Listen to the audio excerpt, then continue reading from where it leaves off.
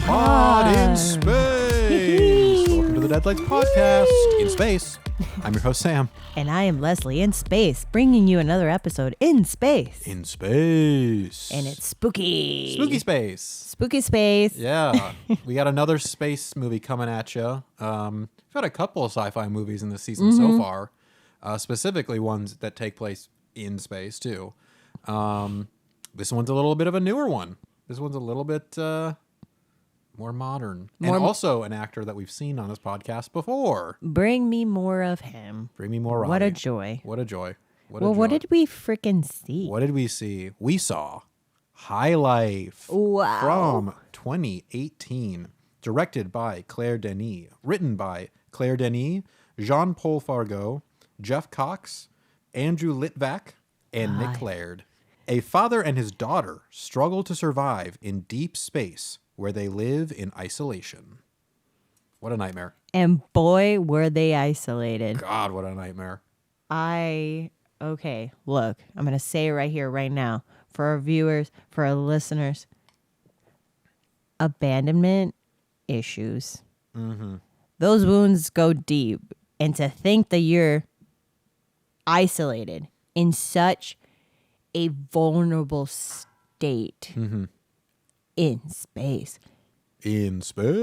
And they've lived out there for years. So they're depleting all sources. Yeah. Food, water. It's the same idea, at least to me, as like being in a submarine. Because you're in a place where you're trapped. And you cannot go outside unless you have the proper equipment. But typically, you are trapped in one small area for however long you're out there. And for these people, it was years and years. Well, it was a suicide mission. So No return. no return. Radical experiments are taking place in outer space. Death row inmates are selected to be used as guinea pigs. They're not being told the truth about About what? that they will never come back. We can't even contact them. Big spaces, water, space. Yeah. It terrifies me. You just don't know what's out there. You don't know what's in there. It's scary. No, thank you. Yeah. So just starting off with the idea of this movie is scary. Oh, it's one of the most frightening ones. Yeah. Very uncomfortable space to be in. But like I mentioned before, we do have a couple actors actually that we have seen on the podcast before. Robert Pattinson is the lead, who we've seen in The Devil All the Time and The Lighthouse. And also Mia Goth, who we watched in X. Love them both, so that was a treat to see them. So great. Mia's character is one that we have seen. The way that she portrays these, I don't want to call them crazed female characters, but they definitely run in a sort of out of, the norms, a little looser. A little unhinged. Unhinged. Yeah. Yes, for sure. And her character was, all of the people in the ship were troubled. Yeah. And not that I personally, I'm not talking for preference. I'm talking the way that they wrote the script and having quote unquote disposable people be taken out to space, knowing that they are just experiments is awful. Rats in a maze. Rats in a maze. They were scum. Trash. Refuse that didn't fit into the system. Until someone had the bright idea of recycling us. Yes, all these people are prisoners that were just shot into space to, send back information to Earth. And for these people specifically, it was learning about black holes. These disposable people are still very important to humanity. They're sending back information that presumably will help the humans on Earth survive longer, learn more about space. So it is kind of this ironic thing that the people that you threw away, the quote unquote trash of society, you're actually kind of depending on them for very important information. So there's that need for them, even though you're saying that they're disposable. This is the main goal of our mission. And we, heroes, would provide humanity with almost boundless resources. All right, should we get into this Yeah, thing? let's get into Let's it. go for it. Let's open the can. The can of high life. Like I said before, we're dealing with another deep space movie, sci-fi movie. And I think something that we talked about in Creature at the beginning of the season was, seeing how different filmmakers portray the future and also space in their own way. Like, what are the gadgets? What do the spacesuits look like? What do the spaceship looks like? And every filmmaker has their own unique take on what they think it's going to look like. And I thought that this film was interesting because it was very simple techniques that they were using to convey that we're in deep space. When you look outside the ship, it's just blackness. It's just like a deep, deep blackness that there's like nothing there. Nothing. Not even stars. No. It was just nothingness.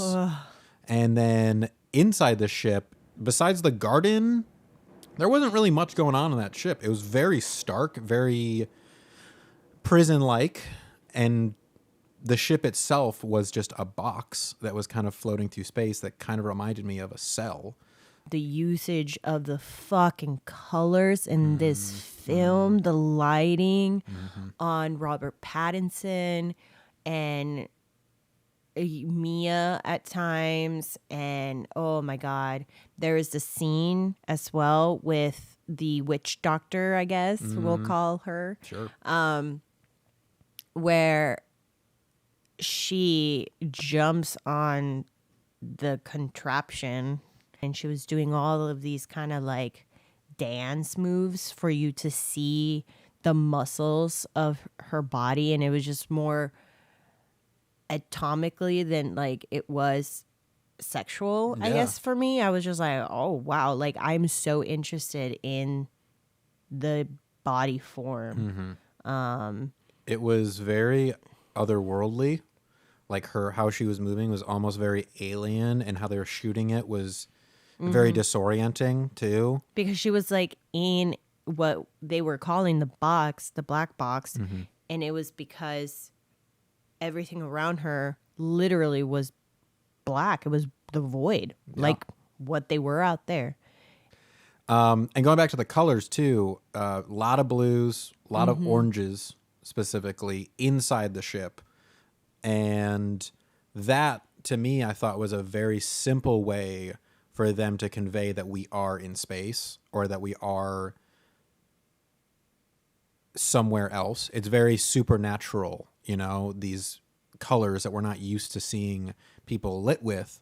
So it makes it very otherworldly, and it makes us feel like we are somewhere where we do not know. And I mean, for these characters, that is true. And so I thought that their use of lighting inside the ship was very smart, because it was just a simple way to make it look strange and make it look surreal. Makes it look hollow as well. Just, But what was great too was we have this ship that's very futuristic, very something that we're not used to seeing. But in this ship is this garden. And the garden seemed kind of like the center point of the ship where everyone was going to. Probably because that was the one place that actually reminded them of home. Of being on Earth. It was dirt. It was green. It was like so lush and beautiful and almost like Garden of Eden-esque, where it was like heaven for them. So that was the one space in the movie where it did feel familiar for both the characters and for the audience, which was very smart. Because their mission specifically is about trying to create life in space in a place where typically you should not be able to create life. That garden is a very, very good visual representation of what this movie is trying to say, which is life will find a way. The preservation of life is very important. And how do you take care of life? Not only your life, but another person's life. Like Robert Pattinson had to take care of the garden, but also his child in a situation where you shouldn't be able to do that. So it's like these extremes that we're being pushed to. But in the end, life does find a way. Another thing that I wanted to say in the can before we move on is the editing style and the storytelling style that this movie has. Because for a while in this movie, it's very erratic. I wrote down the phrase erratic filmmaking because we're seeing a lot of images that we don't necessarily know the meaning of at that time, but later we understand. Things are popping around. We're popping around time a bunch. We're popping around memories a bunch. And so for a second, it takes us a little bit to get our bearings in this movie. Oh, I definitely, yeah. Because you don't know when you are, you don't know where you are, you don't know if it's a memory, is it a dream, all this kind of stuff. I had so many questions. Yeah. So I was just like, who's this? What's going on? Where are we? Like, but eventually it became clear how they unraveled the story. It was cool because I think that keeps us engaged as an audience member because you're confused of what you're seeing, but then slowly over the movie, they're piecemealing you, like feeding you these little bits of information to make those things that you saw. Piecemealing. Yeah, they're to make us discover the truths in the story, which is fun. You're an active viewer. It keeps you engaged, and that is what I love. When filmmaking does that, I absolutely love it. Yeah. When I'm having to be attentive, I'm having a lot of questions in a productive way, because I can be having questions and still be very confused. Yes.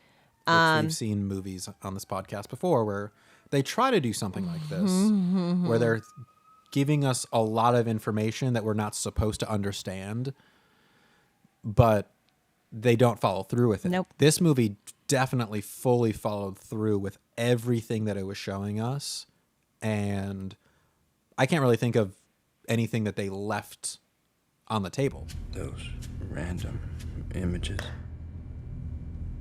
Maybe they were programmed to keep us on a leash. In the can as well, I just wanted to give a quick shout out to all these writers. For there being 5 people, it didn't feel convoluted. No. It felt purposeful. I loved how smart it was, yet it wasn't just like them throwing the word quantum out there, every 5 seconds so then they can sound smart. No, they made the logic of this film easy to consume, and I, someone that doesn't know about science, was able to still follow through and comprehend, and I really enjoyed that. Yeah. And going along with that, the performances were good too. Look, Robert Pattinson, jeez.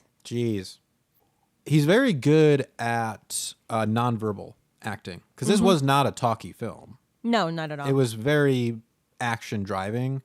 And his character specifically for a lot of this movie, I would call him a passenger, where he wasn't actively doing anything, but he was observing, being there, just one of the crew members, but we still could understand his journey. So wanted to give a shout out to him for his performance. While it wasn't a very talky performance, everything was conveyed very well. And that goes both with the performances and with the filmmaking. They were able to give us a lot of information without saying, this is my backstory. This is who I was on Earth. This is why I'm here right now. We didn't need that. The nurse character, or doctor, whatever she was, the mad scientist who's trying to create life in the space station, I thought she was scary without being like what you think of as a typical villain. You know, she was also understated, but through her small actions, we really did not like her. She was really hateable. When I first saw you, you were a filthy little crackhead. Now look at you. Fine specimen. I was so appalled with the usage of sedatives. Yeah.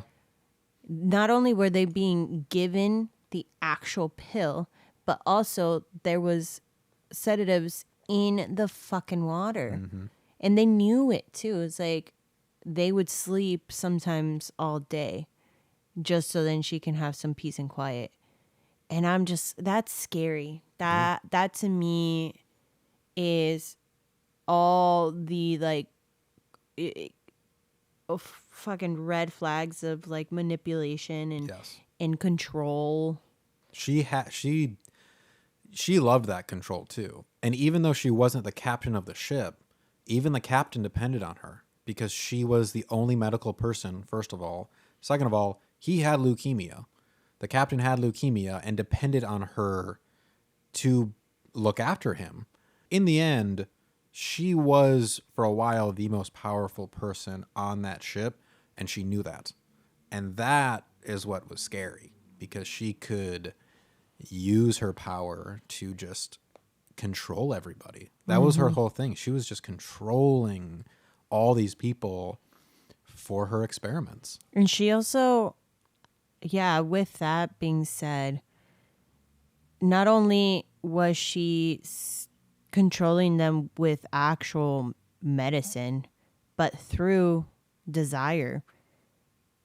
And it's not clear if she fucked everyone, but there's some indication that things happen with everyone. And there's no sense of boundaries with her. That's another thing that's very fucking scary. And she also murdered her family. Yep. You're a bunch of common criminals, petty thugs. My crime was the only one worthy of the name. All right, should we get to the meat? Let's do it. Let's meet it up. So we are talking about what? Making life. Making life in outer space. That was their mission. To see if they can get to a black hole, but also make babies in space. That was kind of... We don't exactly know what their mission is, but that's both part of it. Robert Pattinson at the beginning of the movie says to his infant daughter, break the laws of nature, and you'll pay for it. Reaping what we sow. A theme of season 3. But I think that does kind of go back to what their mission is. They're trying to create life in a place that should not be able to sustain life. They're growing a garden in the middle of space. They're breaking the laws of nature. Mm-hmm. And for most of these characters, they don't make it through that. So they are paying for it in the end. Don't you realize nothing is ever going to grow inside of us? Oh, behavior! It has you questioning, can life sustain past Earth? We're trying so hard to send people all over the place, send spaceships and satellites to see how far they can travel. So we know metal can definitely surpass our galaxy. That takes years. Our lifespan is not, it's going to take longer than one life to be able to surpass that, especially because we are flawed beings that get leukemia, that, have desires that will jeopardize the livelihood of the other members in the spaceship.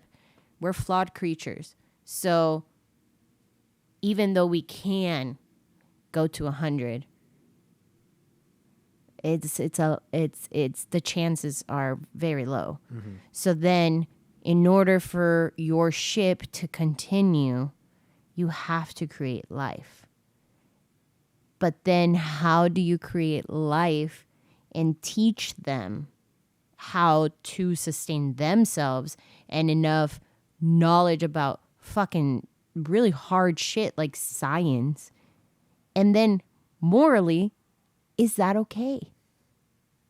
Is that okay to bring a completely new being in a vessel that's in space and that's all they know?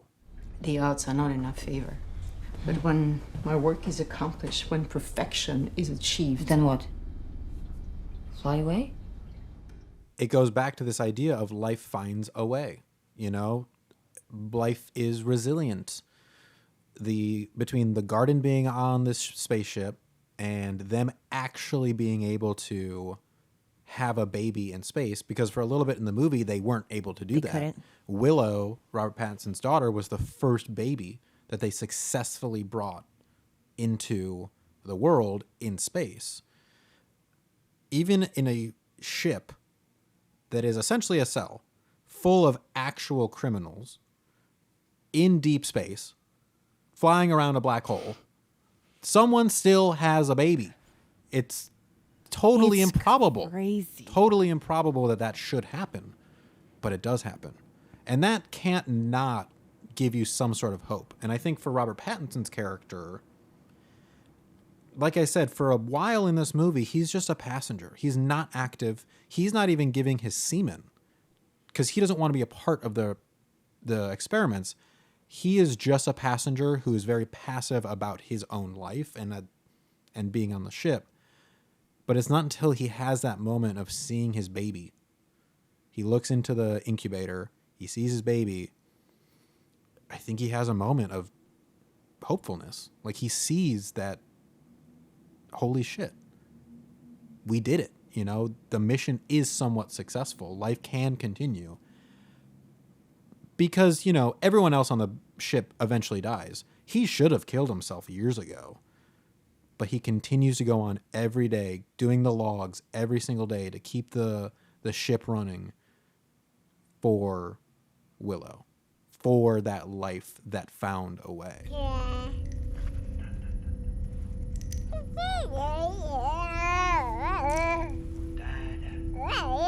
And I think it's kind of interesting that we have Robert Pattinson is dependent on 100% by this child to survive and live in space.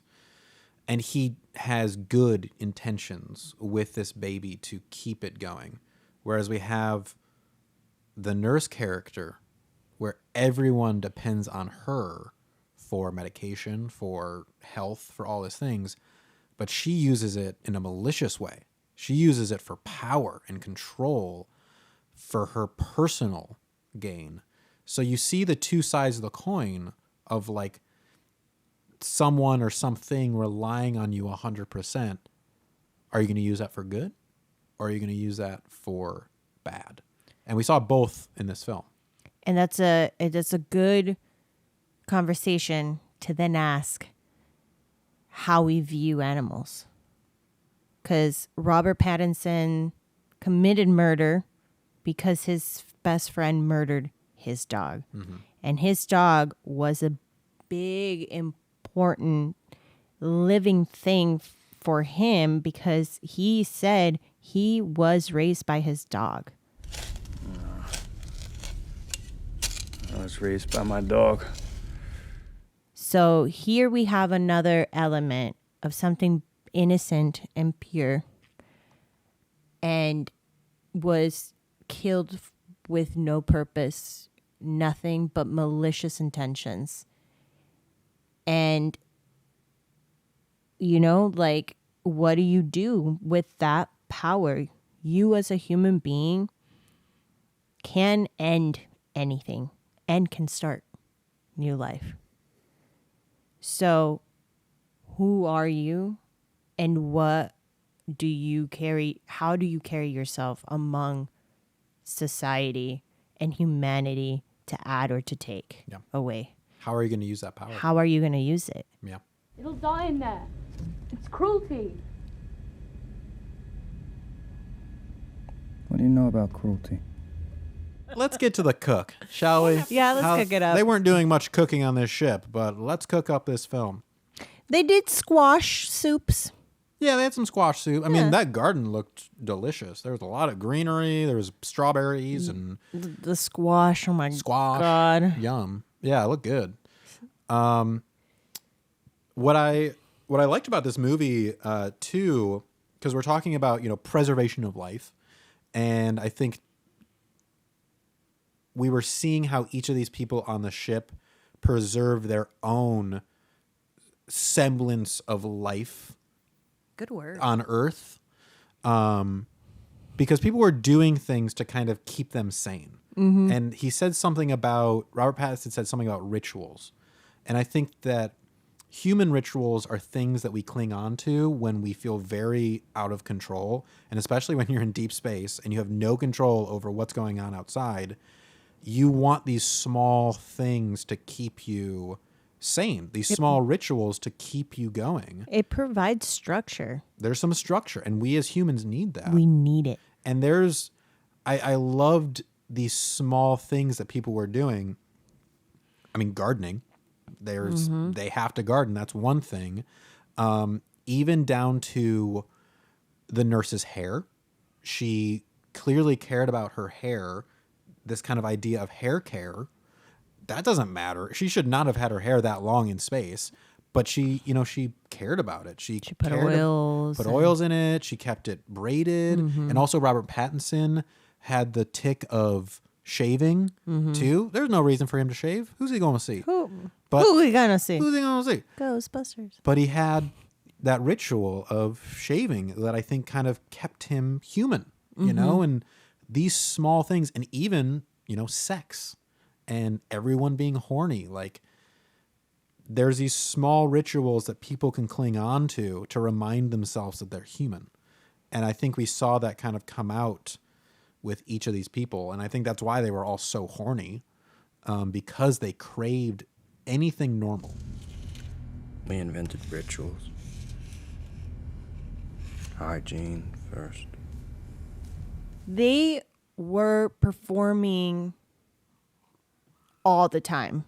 The men had to jizz in cups, and the women had to have these tubes with that semen inside of them. So they were just being products. They're being just animals. Yeah. And that's what drove Mia Goth, I believe, to her death, because then it was successful that she had a baby and she didn't want it. Mm-hmm. She didn't want that life. That moment of her being inseminated without her wanting it was very dehumanizing. It's very dehumanizing. awful. And I think you're right. Like that was what drove her to suicide, essentially, because she realized that she was cattle. Mm-hmm. And that's it. Yeah. And I mean, how different is it in retrospect to doing this to human beings and animals? There's just no difference. We are still committing the act of doing something that should be human. Right. And they dehumanize that, which is crazy. Awful. Which it does make sense later in the film. Robert Pattinson and his daughter come across the other ship. Mm-hmm. That ship is full of animals. It's full of dogs. So it's this mirror of how the powers that be view them. Animals, we especially pets that we bring into our home, they are so dependent on us to do everything for them because we raise them like that. Especially dogs, we have absolutely, demolish a lot of their natural instincts. And that's essentially what he has to do. Mm-hmm. Just survive. Bare basic minimums. Mm-hmm. So the only memories that his daughter is going to have is of that. And she's seeing clips from Earth. She's seeing little videos and stuff. And that's how she knows about animals, about dogs, you know, and she wanted to have a dog. Mm-hmm. And Robert Pattinson was just like, you know why we can't have one. Yeah. We can. We are trying to survive. We can't feed another thing. But it was gonna help her, you know, provide some more like a spectrum of emotions that, you know, that's the reason as to why you, as a parent, when you have children, you want to give those experiences to your children. You want them to raise an animal so they can learn how difficult it is to take care of something. And all of these things that once you are in this groove of living, it's absolutely past your subconscious. You are now just doing it. Yeah. And it just like provides us a reminder of like, look, that's another living being, and this is why it's precious. Yes. The innocence. Preserve the innocence. Preserve it. And you brought up the images that they're getting from Earth, and I think it's interesting because for Robert Pattinson's character, those images are probably painful because it's reminding him of everything in his past that he's missing on Earth. But for Willow, I think it's providing hope because she's looking at it as this is what my life could be. Maybe wherever we're going, wherever we end up, this is what it could be like. So while those images for Robert Pattinson are kind of looking back, for Willow, those images are for her to look forward. And I think that's why she's the perfect person to survive, because she not only is focused on surviving every single moment, but she has those images to hold on to hope. And that, I think, will be the thing that continues to push her to survive. Now, whether they make it through that black hole or not, we don't really know. But whatever's on that other side, I think she, of anyone, has the capacity to survive. It's so big. We should try it. I can feel it. I'll be destroyed by the firewall once the ship gets sucked into the black hole anyway. There is no firewall. I know it. We'll make it through. So different. Like no one else. Let's get to the thrill. Let's do it. Let's get to the scary. Oh, it was scary. I mean, we kind of already talked about the idea of this movie itself is terrifying. Being trapped in this literal box floating in space. Yoicks. Yikes. Scary. And it's like, this space is like, there's no stars. There's no stars in this space. It's fucking black as hell. If you can see that airplane, the night sky, like Shooting stars. No shooting stars either. Just a black hole. So imagine you in your apartment not being able to leave. Nope. That's it. That's all the space that you have and all the resources you have. Figure it out. Oh, that's making me feel so claustrophobic. I mean, honestly, this movie was very claustrophobic. Like, I'm once gonna- you started thinking about the situation they were in, it felt very much like the walls were closing in on you. Besides that, there wasn't there wasn't a monster running around. No. There wasn't actual aliens that we saw. The humans were more the scary beings in this film. To me, it was, space.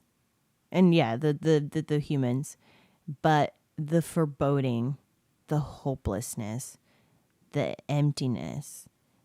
So like any time that we are in a place where we shouldn't be and there's limited resources, that stresses me out. Oh, that stresses me out because I know that's all we have. Well, it was actually smart how this movie started because it started with Robert Pattinson throwing all the dead crew members out of the ship. So then when we went back in time and we saw all the crew members alive, we knew where it was going to end. So like you said, it was this very foreboding thing of like, all these people are going to die. How is that going to happen? How did it happen? We're going to get there. So Who's the first one? Why? Yikes. Yeah. Yeah. That added for sure to the hopelessness, I would say, of this film. I'm happy. I mean, there's something to Robert Pattinson being the last one of the members as well, because he was the only one that wanted to grow, that saw I don't know, like a new way, a new perspective, while everybody else remained stuck or complacent with where they were at. And they were only thinking about the past. Yeah. And it felt like Andre 3000. Wait, right? That's his name? Character. He was just like another character that was very kind, it seemed like, but he just kind of was just stuck in the past. I'd rather sink into the earth after I've lost you than to sit around and grieve once you've gone off into your destiny.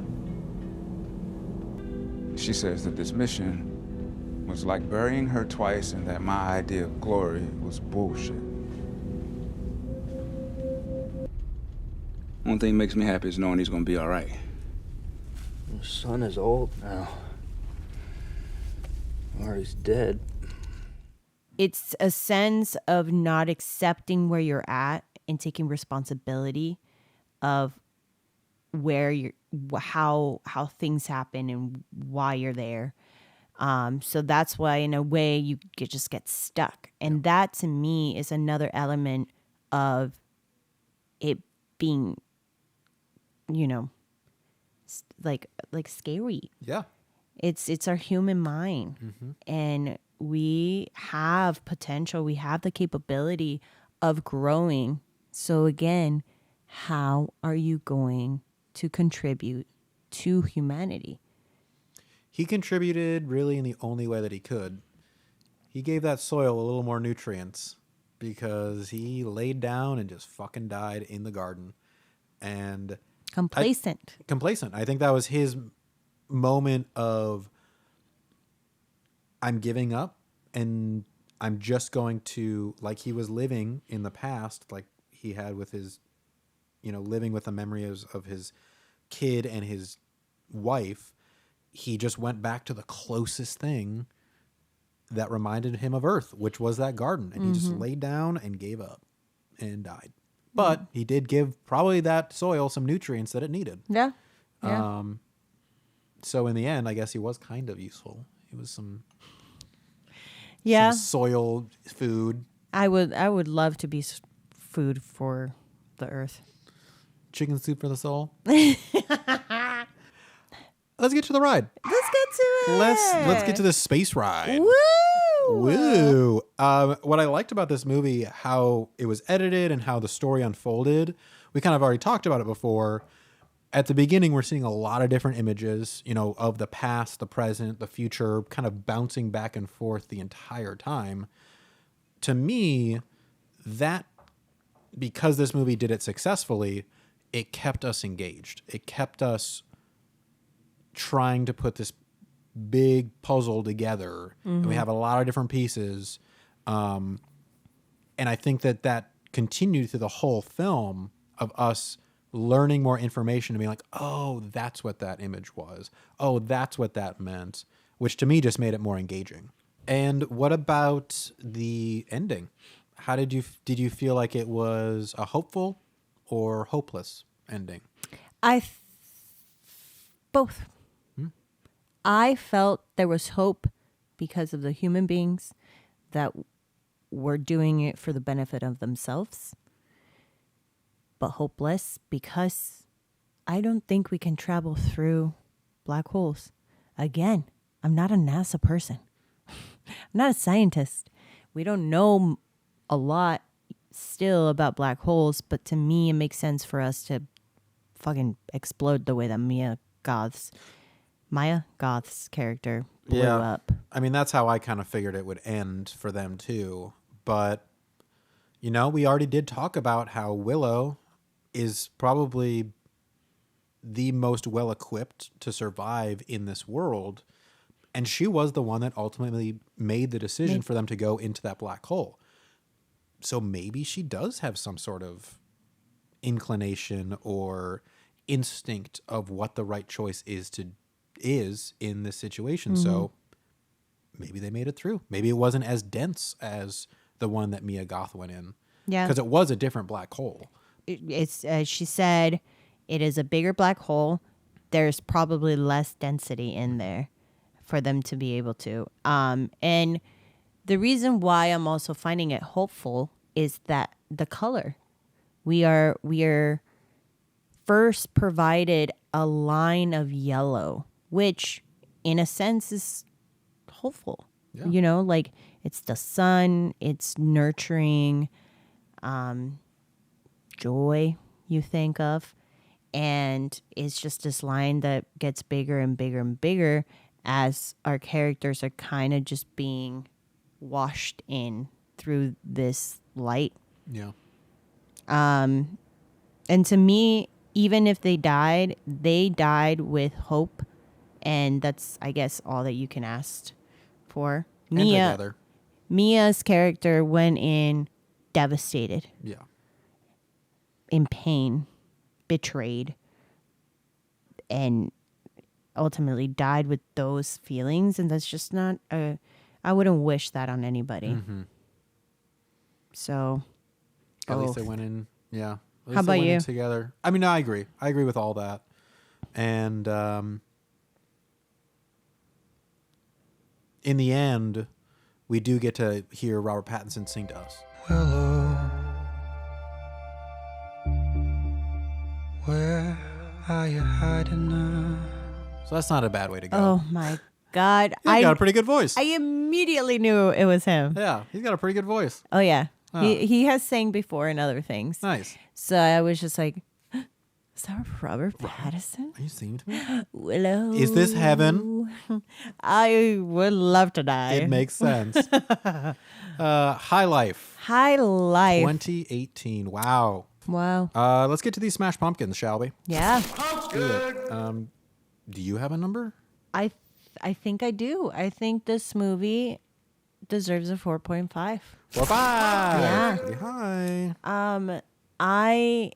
I can't really fault a lot of anything in the can. I fucking enjoyed everything about that. Was pristine.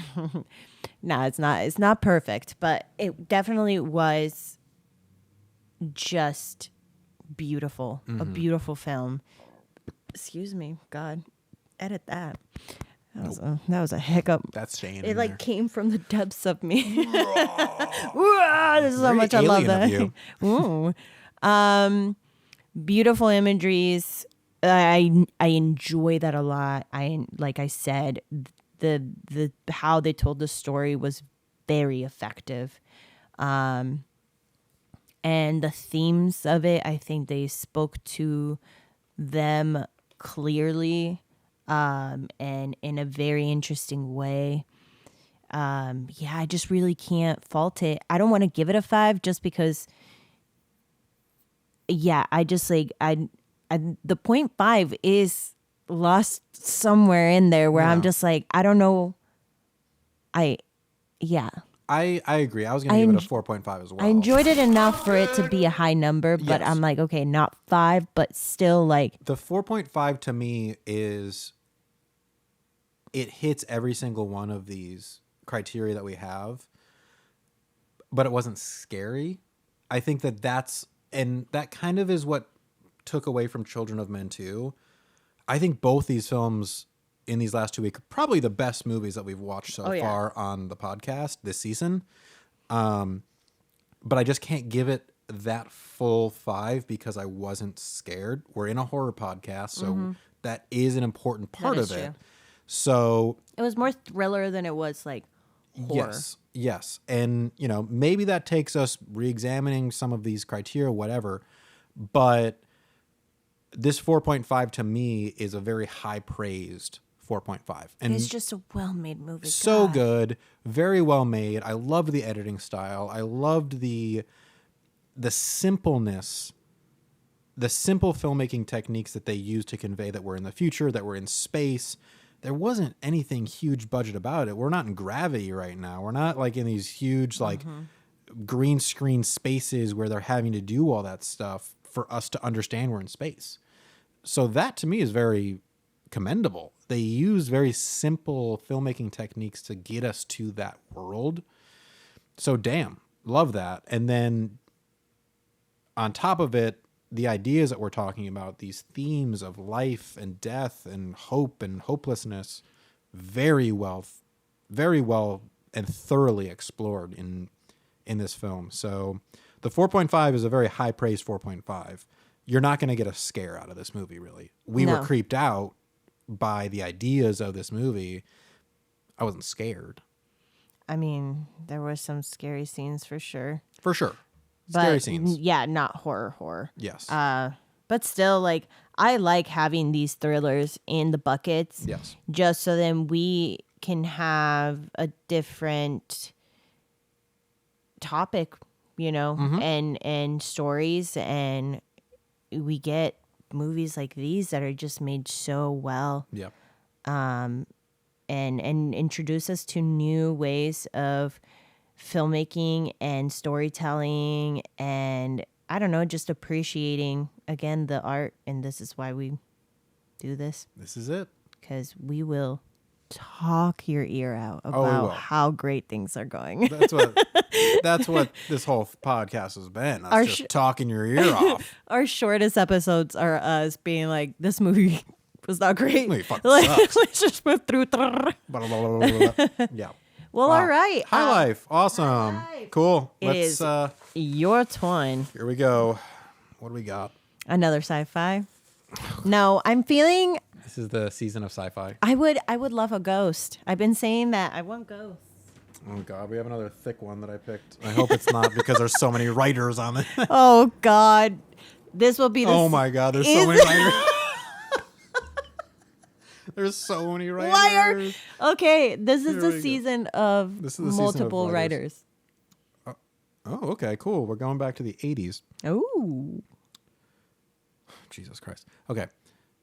57 years after surviving an apocalyptic attack aboard her space vessel by merciless space creatures, Officer Ripley awakens from hypersleep and tries to warn everyone who will listen about the predators. Alien versus Predator. Aliens. 3. 2. Oh, sequel. 2. Yeah. We got the Alien sequel. Wow. Aliens from 1986, directed by James Cameron and written by a good amount of people. Wow, this is the season of sci-fi. Sci-fi, space, multiple fucking writers. That's it. That's the theme of this season. Multiple writers reaping what you sow, and we're in space. Nice. Cool. All right. Aliens. Wait, I think I saw Aliens too. Yeah. Recently. So we watched Alien for the 31 days. Now, I don't think I said this on the podcast before, but I did end up going back and putting all those movies that we watched on the 31 days into the bucket. Just because we haven't reviewed them in this, in the Smash Pumpkin criteria at all. Did we see Alien? We watched Alien. Okay. The first one. Right, yeah, the first one. This is Aliens. No, outside of the podcast, I saw Aliens. Yes. Recently. And I've seen this movie multiple times as well. So Alien is still in that bucket. But we're now watching Aliens, which is the sequel. But hey, that's cool with me. What if we pick Alien?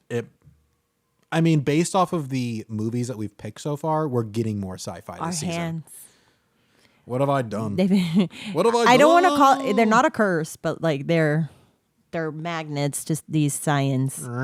Apparently. This season is just all science. All science fiction. I like it. Cool. Awesome. Yay! Let's get out of here, huh?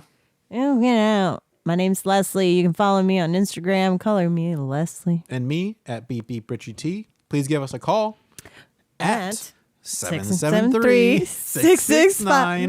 773-665-6677. It's on the bottom of the screen. Don't listen to what we just said. Just look at the bottom of the screen. Why did I fucking brain fart the number? That makes sense. We haven't got a call from you yet. You're probably dialing the wrong number. Yeah, I'm just like calling someone else. Whoopsie, you're calling Whoops. space. Yep. You can also follow us at the Deadlights Pod. Yes. But until next week, Let's get spooky. Look in the night sky, like shooting stars. I wish I would Wish right now, wish right now, wish right now.